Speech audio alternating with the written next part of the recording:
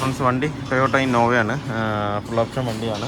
2006 model വണ്ടിയാണ്. വണ്ടി ഏകദേശം 1,44,000 കിലോമീറ്റർ ഓടിയിട്ടുണ്ട്. ഇതിൽ കംപ്ലയിൻ്റ് എന്ന് പറഞ്ഞു കഴിഞ്ഞാൽ നമ്മൾ വണ്ടി സ്റ്റാർട്ട് ചെയ്തിട്ട് റൈസ് ചെയ്ത് കഴിഞ്ഞ് കഴിഞ്ഞാൽ ഹെവി ആയിട്ട് നോയ്സ് ഉണ്ടാക്കാം. നോയ്സ് എന്ന് പറഞ്ഞു കഴിഞ്ഞാൽ നമ്മൾ ആ ഹെലികോപ്റ്ററൊക്കെ പോകുന്ന പോലെയുള്ള പോകുന്നൊരു സൗണ്ടാണ് ഇതിനകത്ത് വന്നുകൊണ്ടിരിക്കുന്നത്, ഹെവി ആയിട്ട്. എന്നുവെച്ചാൽ ഫ്ലൂയിഡ് കപ്ലിംഗ് പോയിട്ടാണ് ആ സൗണ്ട് വരുന്നത്. ഇപ്പോഴും 2006 മോഡലാണെങ്കിൽ ഇപ്പോഴും കമ്പനി സർവീസ് ആയിട്ടുള്ള വണ്ടിയാണിത്.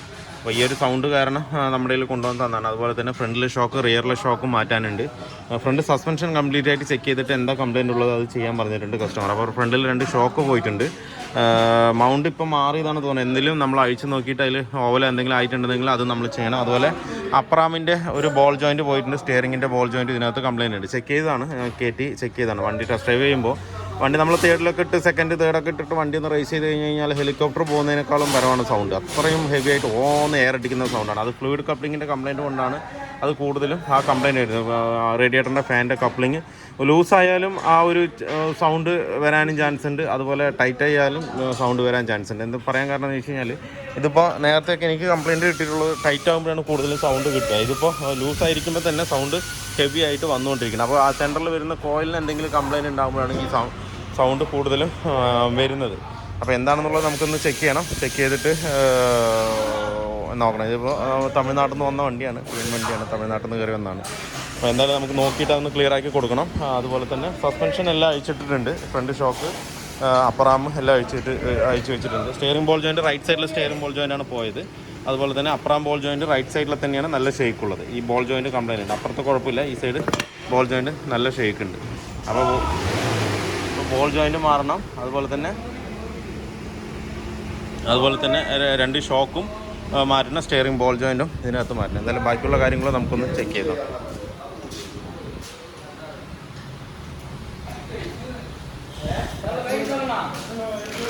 ഈ സൈഡ് അപ്പുറം ബോൾ ജോയിൻറ്റ് കുഴപ്പമില്ലല്ലോ ഷൈദേ, നോക്കൂ.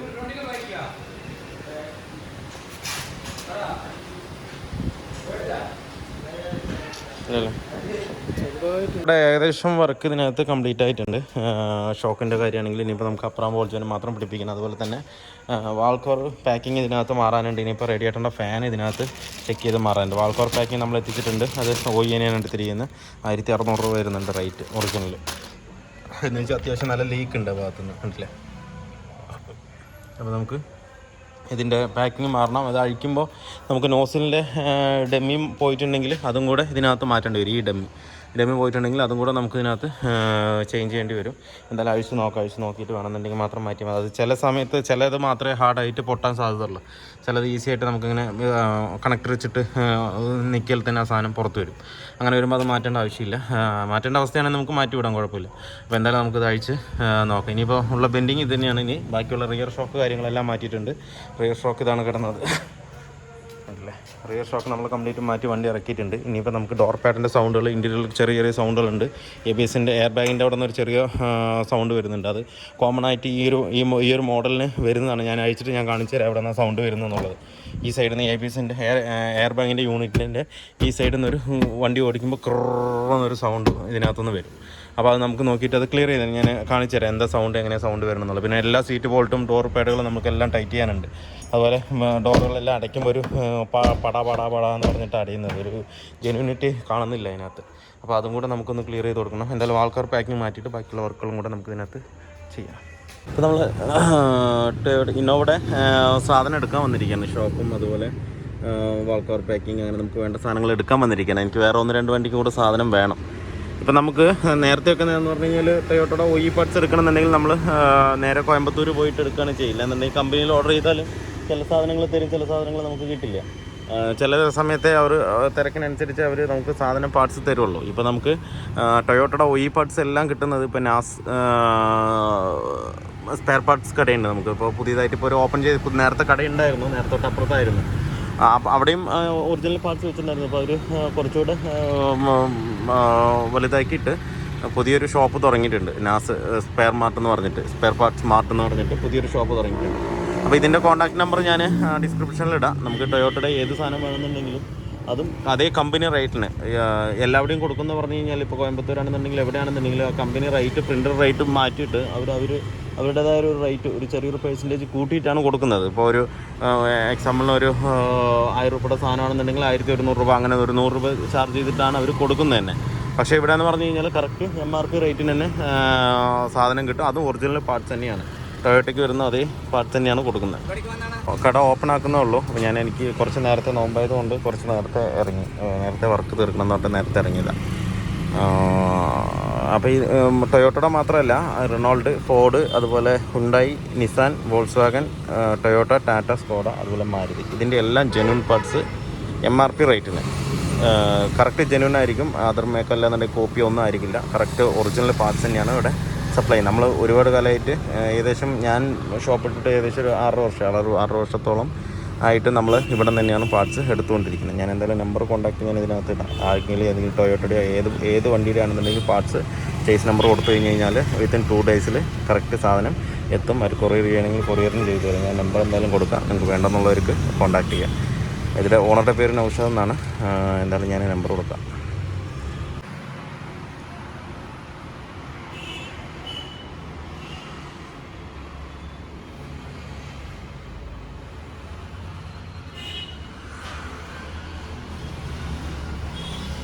നമ്മൾ ഇന്നോവയുടെ ഏകദേശം വർക്കുകൾ കംപ്ലീറ്റ് ആയിട്ട് ഇനിയിപ്പോൾ ഡോർ പാഡ് കാര്യങ്ങളൊക്കെ റീസെറ്റ് ചെയ്യണം. എല്ലാം അയച്ചിട്ടിരിക്കുകയാണ്. ഡോർ പാഡ് കാര്യങ്ങളൊക്കെ റീസെറ്റ് ചെയ്യണം. ഇതിപ്പോൾ നമുക്ക് ABSൻ്റെ ഇവിടെ എയർ ബാഗ് യൂണിറ്റിന് ഇവിടെ നിന്നാണ് സൗണ്ട് ഹെവി ആയിട്ട് വന്നുകൊണ്ടിരിക്കുന്നില്ലേ, ഒരു പൊട്ട സൗണ്ട് വരുന്നുണ്ടല്ലേ, കറക്റ്റ് വന്നിട്ട്. അത് അയക്കണമെന്നുണ്ടെങ്കിൽ ഈ അടിയിൽ 2 12-ൻ്റെതും ഒരു 2 സ്റ്റാർ അയച്ചു കഴിഞ്ഞാൽ അത് നമുക്ക് പുറത്തെടുക്കാൻ പറ്റും. പുറത്തെടുത്തിട്ട് ഞാൻ കാണിച്ചു തരാം എവിടെ ഷേക്ക് വരുന്നു എന്നുള്ളത്, സൗണ്ട് വരുന്നു എന്നുള്ളത്.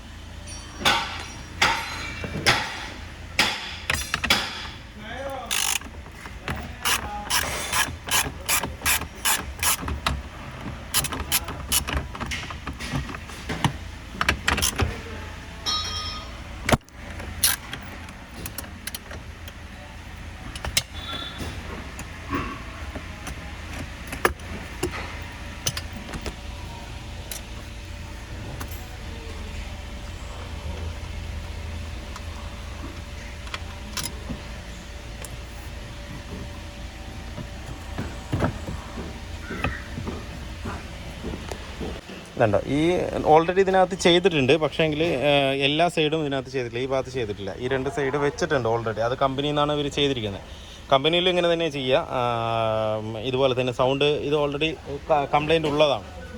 എല്ലാ വണ്ടിക്ക് എയർ ബാഗ് ഉള്ള വണ്ടികൾക്ക്, ലെഫ്റ്റ് സൈഡ് എയർ ബാഗ് ഉള്ള വണ്ടികൾക്ക് ഈ ഒരു സൗണ്ട് കോമൺ ആയിട്ട് വരുന്നതാണ്. അപ്പോൾ ഓൾറെഡി ഇതിനകത്ത് ടൊയോട്ടയിൽ തന്നെ ചെയ്തിട്ടുണ്ട്. അവർ ഡബിൾ സൈഡൊക്കെ വെച്ച് സെറ്റ് ആക്കിയിട്ടുണ്ട്. പക്ഷേ ഈ സൈഡ് ചെയ്തിട്ടില്ല. അതുകൊണ്ട് കിടുകിടുന്ന് ആട്ടുന്നു. ഇങ്ങനെ ആട്ടുമ്പോൾ കിടുകിടുക്കിടുക്കിട ഇതുണ്ടോ, ഈ ഒരു ആട്ട് ഇതിനകത്ത് വരാൻ പാടില്ല.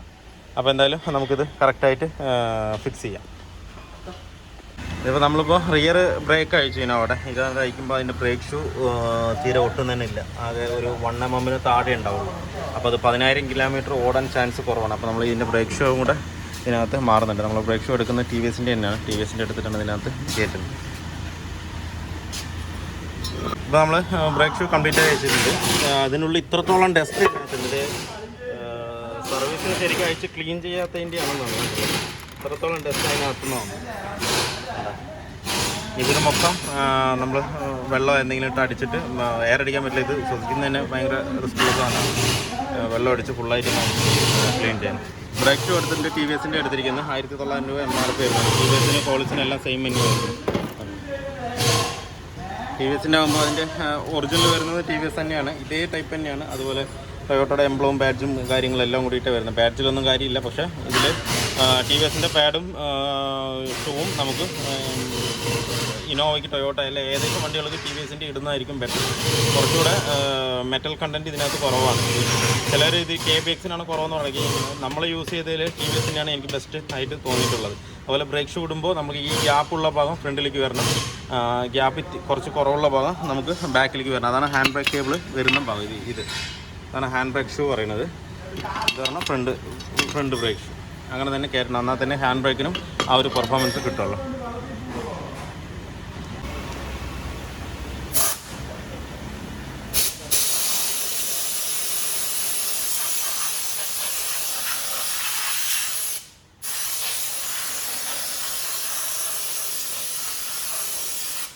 നേരെ അടിക്കും. എന്നിട്ട് ആ കഴിഞ്ഞിട്ട് ഫുള്ളടിക്കും.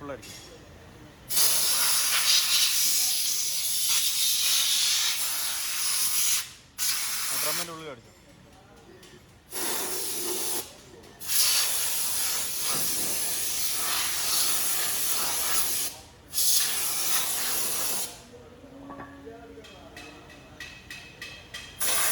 നമ്മളെപ്പോഴും വെള്ളം അടിച്ച് കഴിഞ്ഞാൽ ഉടൻ തന്നെ അത് എയർ അടിച്ച് ക്ലീൻ ചെയ്യണം. എന്താ വെച്ച് കഴിഞ്ഞാൽ റസ്റ്റ് പെട്ടെന്ന് പിടിക്കുന്ന ഭാഗമാണ്.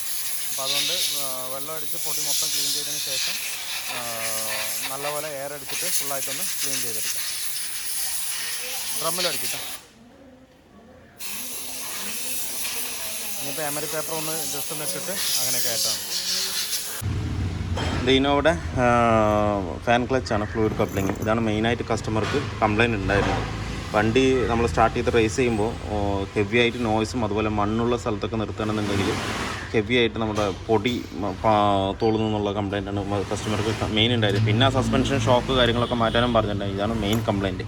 അപ്പോൾ നമ്മളത് യൂസർ മേടിച്ചിട്ടാണ് ഇട്ടിരുന്നത്. ഇത് വണ്ടിയിൽ ഉണ്ടായിരുന്നതാണ്. ഇത് ഭയങ്കര ടൈറ്റാണ്, നമ്മൾ തിരിക്കുമ്പോൾ ഭയങ്കര ടൈറ്റായിട്ടാണ് തിരിയുന്നത്. അപ്പോൾ നമ്മൾ യൂസ്ഡ് വേറെ പുതിയതൊരെണ്ണം നമ്മൾ ഇട്ട് നോക്കി, പക്ഷേ കംപ്ലയിൻറ്റ് സോൾവ് ആയില്ല. പിന്നെ യൂസ്ഡ് ഒറിജിനൽ തന്നെ നമ്മൾ മേടിച്ചിട്ടിട്ട് ഇട്ടപ്പം കംപ്ലയിൻറ്റ് ഓക്കെയാണ്. ആ സൗണ്ട് പക്കയായിട്ട് അറസ്റ്റ് ആയിട്ടുണ്ട്. എപ്പോഴും ആ ഇന്നോവയിലൊക്കെ നമ്മൾ റേസ് ചെയ്ത് കഴിഞ്ഞ് കഴിഞ്ഞാൽ ഒരു എൻജിൻ്റെ സൗണ്ട് മാത്രമേ ഉണ്ടാകാൻ പാടുള്ളൂ. എയറിൻ്റെ സൗണ്ട് ഒരിക്കലും വരാൻ പാടില്ല. എയറിൻ്റെ സൗണ്ട് വരികയാണെന്നുണ്ടെങ്കിൽ ഫ്ലൂയിഡ് കപ്ലിംഗ് കംപ്ലയിൻ്റ് ആയതുകൊണ്ടാണ് ആ സൗണ്ട് അതിനകത്ത് വരുന്നത്. അപ്പോൾ നമ്മളത് അതിനകത്ത് ചേഞ്ച് ചെയ്തിട്ടുണ്ട്. വണ്ടി കസ്റ്റമർക്ക് ഡെലിവറി ചെയ്തു, അതുകൊണ്ടാണ് സൗണ്ട് കേൾപ്പിക്കാൻ പറ്റാത്തത്. അപ്പോൾ ഈ ഒരു കംപ്ലയിൻറ്റ് കൊണ്ടാണ് ആ ഹെവി നോയ്സ്, ഒരു ഹെലികോപ്റ്ററൊക്കെ പോകണ മാതിരിയുള്ളൊരു സൗണ്ട് ആയിരിക്കും വരുന്നത്.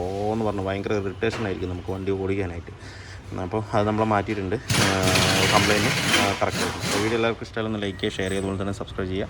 സബ്സ്ക്രൈബ് ചെയ്യാതെയാണ് വീഡിയോ കാണുന്നതെങ്കിലും സബ്സ്ക്രൈബ് ചെയ്ത് സപ്പോർട്ട് ചെയ്യുക. അപ്പോൾ മറ്റൊരു വീഡിയോയിൽ കാണുന്നവർ എല്ലാവർക്കും